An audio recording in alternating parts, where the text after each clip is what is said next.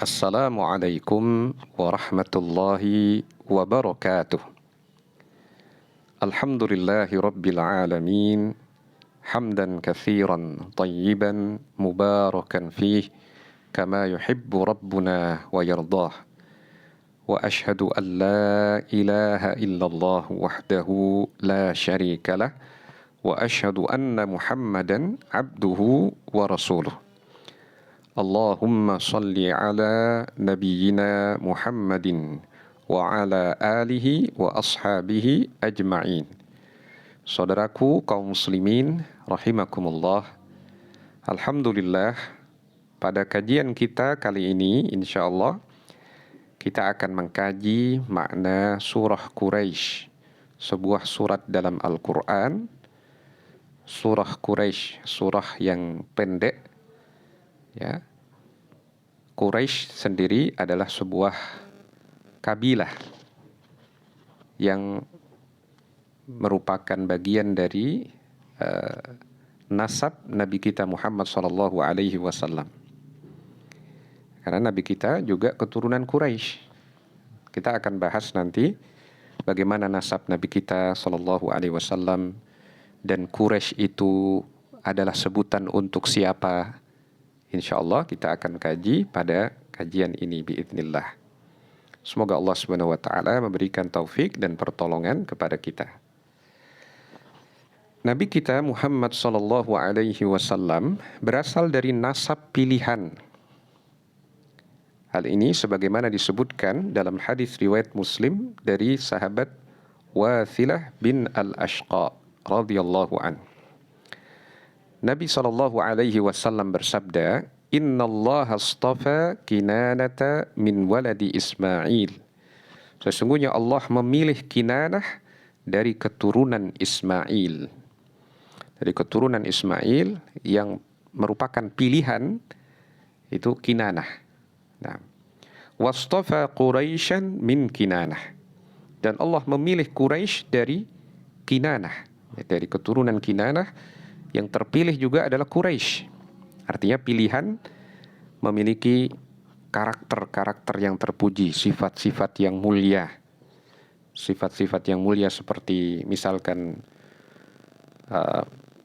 menyambung silaturahim, misalkan berbuat baik pada tetangga, nah kemudian memuliakan tamu, ya. Ini sifat-sifat yang mulia. Nah, dan Allah memilih Quraisy dari Kinanah. Maka ini menunjukkan bahwa Quraisy itu adalah sebuah kabilah yang merupakan keturunan Kinanah. Dan Kinanah keturunan dari Nabi Ismail alaihi assalatu wassalam. Wastafa min Quraisyin Bani Hashim. Dan Allah memilih Quraisy dari Bani Hashim. Dari keturunan Quraisy yang merupakan pilihan itu Bani Hashim. Wastafani min Bani Hashim. Dan dari keturunan Bani Hashim Allah memilih aku, Nabi kita sallallahu alaihi wasallam, terpilih dari pilihan dan pilihan. Ya, leluhur beliau itu adalah pilihan-pilihan, dan beliau adalah pilihan dari sekian pilihan. Nah, terbaik. Nah,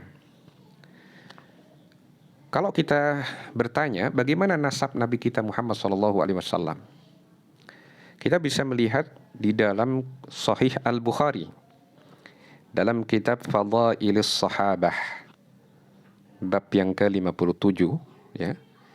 Al-Imam Al-Bukhari rahimahullah menyebutkan nasab Nabi kita Muhammad SAW. Beliau adalah Muhammad bin Abdullah bin Abdul Muttalib bin Hashim bin Abdi Manaf bin Qusay bin Kilab bin Murrah bin Ka'ab bin Lu'ay bin Ghalib bin Fihr bin Malik bin An-Nadr bin Kinanah bin Khuzaimah bin Mudrikah bin Ilyas bin Mudar bin Nizar bin Ma'ad bin Adnan. Beliau adalah Muhammad putra Abdullah. Yang Abdullah ini putra Abdul Muttalib.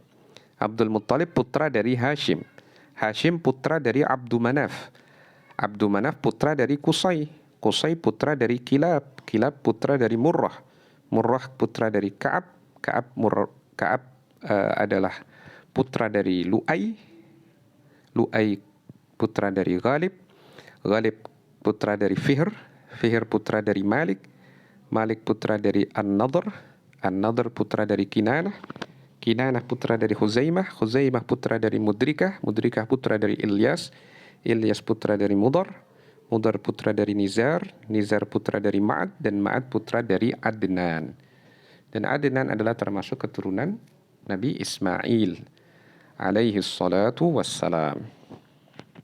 Nah, lalu Quraisy itu yang mana? Ini ada khilaf, ada perbedaan pendapat para ulama. Ada yang menyatakan bahwa Quraisy itu Fihr. Fihr bin Malik. Ya. Kalau Fihr ini yang dimaksud sebagai Quraisy itu berarti leluhur Nabi yang ke-11. Muhammad bin Abdullah bin Abdul Muttalib, ya. Leluhur Nabi yang pertama itu ayah beliau Abdullah, yang kedua Abdul Muttalib, dan seterusnya. Sampai ke-11 itu Fihr. Ini pendapat pertama. Ada pendapat kedua yang menyatakan bahwa Quraisy itu adalah An-Nadhr. An-Nadhr bin Kinanah. Putra langsung dari Kinanah, itu An-Nadhr. Nah, kalau An-Nadhr yang dimaksud, maka dia adalah leluhur Nabi yang ke-13. Nah, kita akan lihat nanti bagaimana yang rajih menurut pendapat sahabat Nabi. Kalau berdasarkan pendapat sahabat Nabi Al-Ash'ath bin Qais radhiyallahu an, beliau cenderung pada pendapat bahwa Quraisy itu adalah An-Nadhr. Berarti bangsa Quraisy itu adalah keturunan An-Nadhr bin Kinanah ke bawah, ya. Yang ketemunya di An-Nadhr, yang masih keturunan An-Nadhr itu bangsa Quraisy. Nah, dalam hadis riwayat Ibnu Majah, sahabat Al-Ash'ath bin Qais menyatakan, la utiya bi rajulin nafa rajulan min Quraisyin minan Nadhr bin Kinanah illa jalattuhul hadda. La utiya bi rajulin, tidaklah didatangkan kepadaku seorang laki-laki, nafa rajulan min Quraisy, menafikan seorang laki-laki ini bukan dari Quraisy, minan Nadhr bin Kinanah, padahal laki-laki itu termasuk keturunan An-Nadhr bin Kinanah, illa jalattuhul hadda, kecuali aku akan dera, aku akan cambuk dia sebagai hukuman had, hukuman bagi orang yang berdusta. Nah,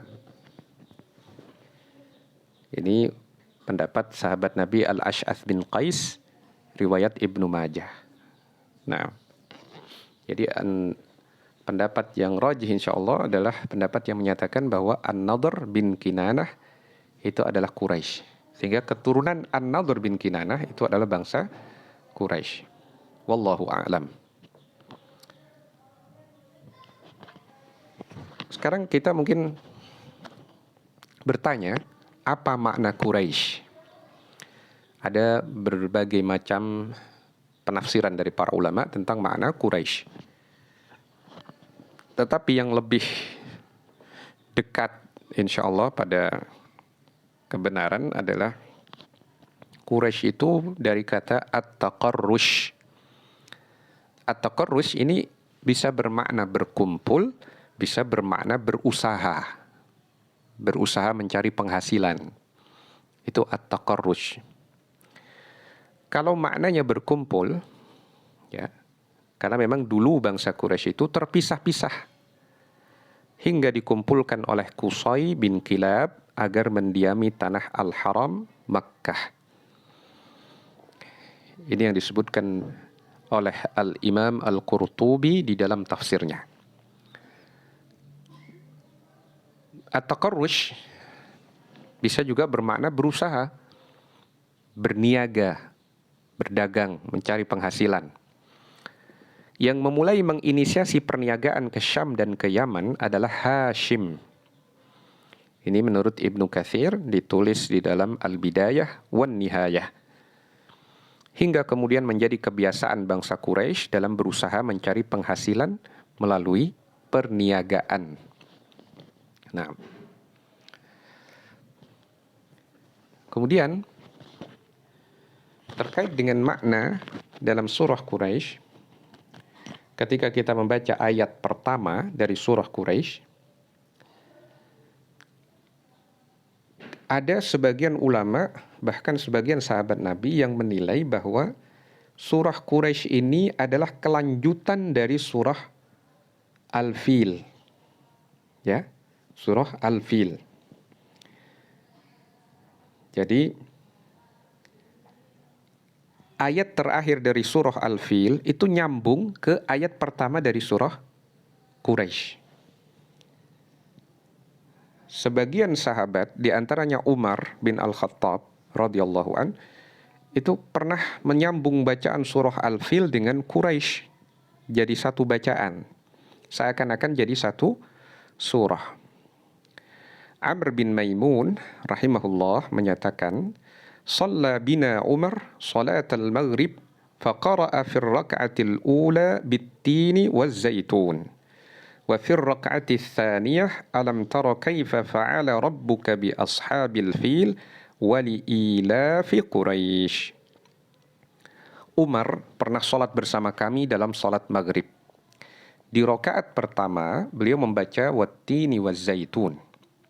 Sedangkan di rakaat kedua beliau membaca alam tara kaifa fa'ala rabbuka bi ashabil fil dan li'ilafi Quraisy.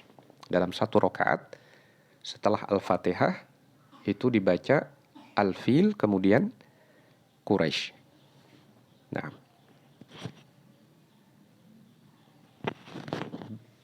ini nanti ada kaitan dengan bagaimana kita memaknakan ayat pertama dari surah Quraisy. Ada pula sebagian sahabat yang menilai surah Al-Fil dan Quraisy surah yang terpisah. Nah, dan ini pendapat mayoritas ulama.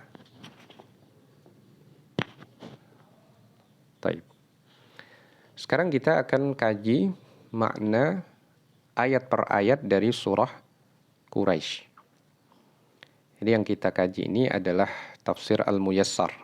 Ya, tafsir Al-Muyassar. Ayat yang pertama, ya, kita baca secara utuh dulu. A'udzu billahi as-sami'il 'alim minasy syaithanir rajim min hamzihi wa nafthihi wa nafthihi. Bismillahirrahmanirrahim. Li'ilafi Quraisy ilafihim rihlatash shita'i was-shayf falya'budu rabb hadzal bait الذي أطعمهم من جوع وآمنهم من خوف لإيلاف قريش. Di sini ada perbedaan pendapat dari ahli tafsir. Kalau dalam tafsir Al-Muyassar yang disusun oleh sekelompok para ulama dan juga dicetakan kedua di bawah bimbingan Syekh Saleh bin Abdul Aziz Al-Syekh, di sini maknanya adalah takjublah kalian dengan melihat bahwa surah Quraisy adalah surah yang terpisah dari surah Al-Fil. Ini yang diambil pendapat dalam tafsir Al-Muyassar. Kita tadi membahas bahwa ada sebagian pendapat yang menyatakan surah Quraisy ini adalah kelanjutan dari surah Al-Fil. Maka bagi ulama yang berpandangan bahwa surah Al-Fil dan surah Quraisy itu menyambung, tersambung jadi satu, berarti ini masih ada kaitan dengan akhir dari surah Al-Fil, menurut pendapat tersebut. Jadi ketika disebut dalam ayat terakhir dari surah Al-Fil, faja'alahum ka'asfim ma'kul, maka Allah menjadikan mereka pasukan bergajah yang akan menyerang Ka'bah itu ka'asfim ma'kul, bagaikan daun yang dimakan, dilumat, jadi lobang-lobang hancur. Ya, kena lempar batu dari burung ababil. Ya. Maka nyambung ke ayat pertama, li'ilafi Quraisy. Allah jadikan itu untuk persatuan bangsa Quraisy atau untuk kebiasaan mereka melakukan perniagaan ke Yaman dan ke Syam. Nah, jadi itu bagi yang berpendapat bahwa surah Quraisy ini menyambung dari surah Al-Fil. Li'ila, untuk. Li di situ untuk. Li di situ untuk. Tapi bagi yang memandang bahwa surah Quraisy itu terpisah, li di sini artinya takjublah kalian. Li'ila fi Quraisy, takjublah kalian terhadap persatuan bangsa Quraisy, keamanan dan terus berlanjutnya kebaikan untuk mereka. Ila fihim rihlatash syita'i was-saif, serta keteraturan perjalanan mereka di musim dingin. Rihlatash syita, perjalanan asyita, perjalanan musim dingin. Musim dingin itu mereka melakukan perjalanan dagang ke Yaman.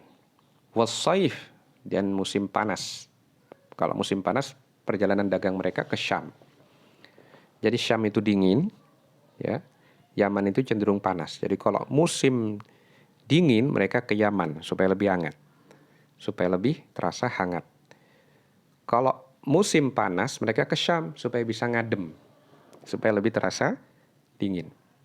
Nah, takjublah juga terhadap kemudahan pelaksanaan perjalanan itu untuk mendapatkan apa-apa yang mereka butuhkan. Jadi Allah Subhanahu wa Ta'ala, kalau dikaitkan dengan Allah Subhanahu wa Ta'ala menjelaskan bahwa perjalanan dagang yang biasa dilakukan oleh bangsa Quraisy itu untuk kemaslahatan mereka sebenarnya. Karena di tanah haram itu tanah yang tidak bisa ditanam-tanami, ya, tidak seperti di Madinah, tanaman kurma subur di sana. Di Makkah itu awalnya mereka sulit mencari penghasilan. Baru setelah mereka menemukan cara untuk berdagang ke Yaman dan ke Syam, ya, maka itu menjadi sumber penghasilan mereka. Nah, dan Allah menyelamatkan Ka'bah sehingga tidak dihancurkan oleh pasukan bergajah, itu diantaranya adalah untuk keberlangsungan kebiasaan ini, untuk menjaga kebiasaan mereka.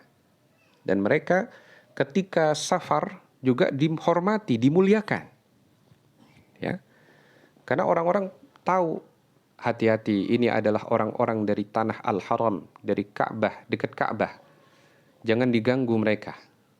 Terbukti mereka ini dijaga oleh Allah. Ada pasukan besar mau menyerang, hancur pasukan itu.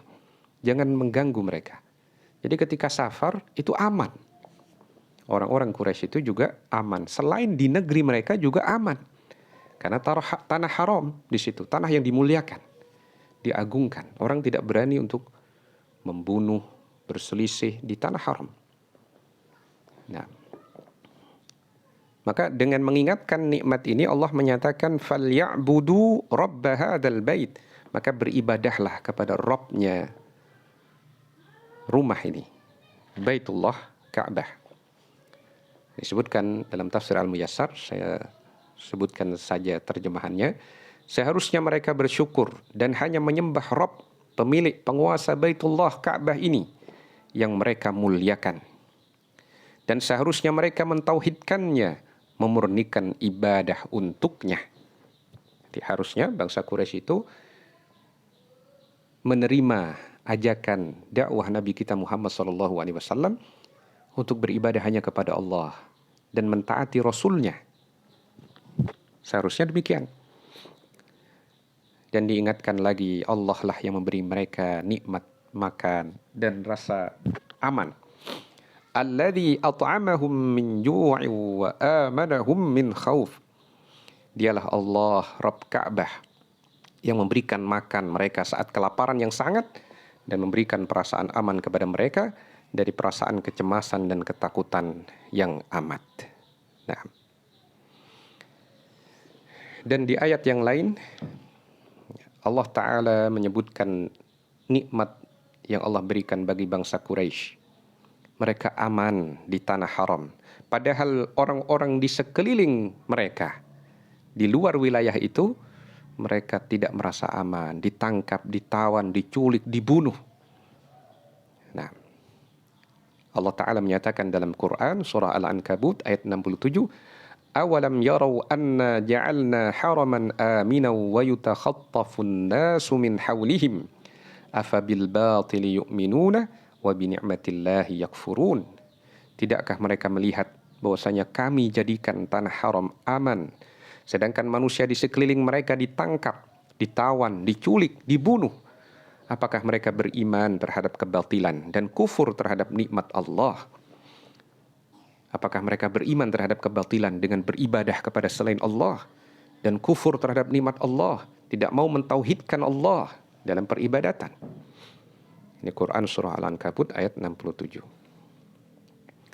Dan juga yang perlu diingatkan adalah kalau di dalam surah Quraisy ini Allah Subhanahu wa taala menyebutkan Allah memberikan nikmat at'amahum min ju', memberikan makan mereka dari kelaparan, mencukupi kebutuhan makan mereka.